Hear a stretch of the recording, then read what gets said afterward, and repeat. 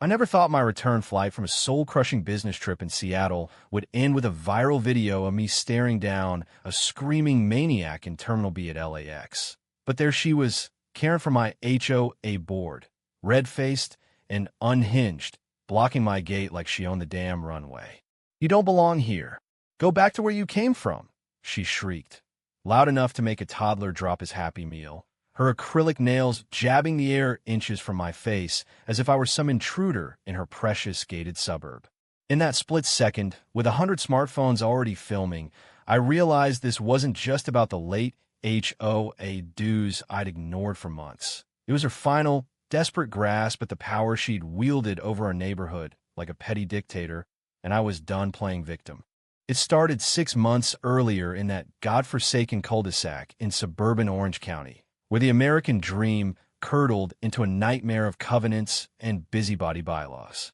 I bought my starter home fresh out of my divorce, a cozy 2-bedroom with a lemon tree out back that actually bore fruit, unlike the plastic ones Karen insisted on for aesthetic uniformity. As the only single Asian American in a sea of khaki shorts and golf carts, I stuck out like a glitch in their Stepford script. Karen, 50s, bottle blonde, with a minivan plastered in thin blue-line stickers, chaired the HOA with the fervor of a cult leader. She fined me $200 for parking my hybrid in the driveway overnight, claiming it lowered property values, then escalated to anonymous notes about my ethnic lawn ornaments after I hung a string of paper lanterns for Lunar New Year. "This is America, sweetie," one read, slipped under my door like a death threat wrapped in passive aggression. I laughed it off at first, posting blurry pics on Nextdoor with captions like, "HOA horror stories. Anyone else?" But the likes turned to shares, and soon the neighborhood Facebook group was a battlefield. Retirees calling me ungrateful, young families demanding support, and Karen firing back with screeds about preserving our heritage. I reported her to the board, but they were her puppets until I leaked her emails, the ones where she joked about diversity quotas being a liberal scam. Backlash hit like a California wildfire.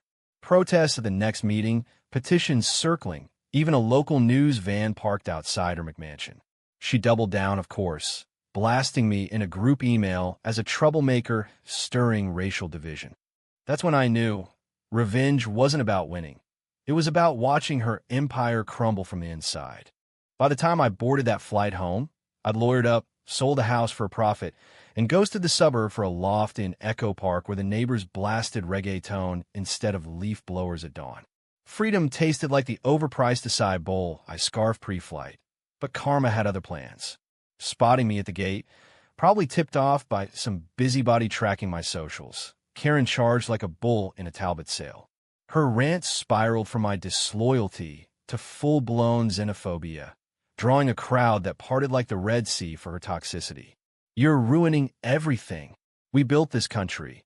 People like you just leech off it." Passengers gasped. A black family nearby muttered, "Call security." I stood frozen, phone in hand, live streaming the meltdown, because why not turn her poison into my power? That's when the feds swooped in. Turns out, her heritage spiel veered into threats that tripped some algorithm, and with her history of doxing complaints on file, they had probable cause. Handcuffs clicked as she wailed about false arrest and woke tyranny, her foundation cracking under the terminal lights. The video exploded. Millions of views, think pieces on suburban supremacy, even a segment on The View roasting HOA Hitlers. Me? I walked away unscathed, boarding my connection with a wink to the agent who muttered, "Good riddance to that noise." But as the plane lifted off, scrolling comments from her former allies disowning her, we didn't know she was like that. A bitter aftertaste lingered. Revenge felt hollow. Her downfall, just another echo in America's endless culture war. Karen rotted in a holding cell overnight, her empire reduced to a GoFundMe that raised $47 from QAnon cousins. And me? I finally belonged. Anywhere but there.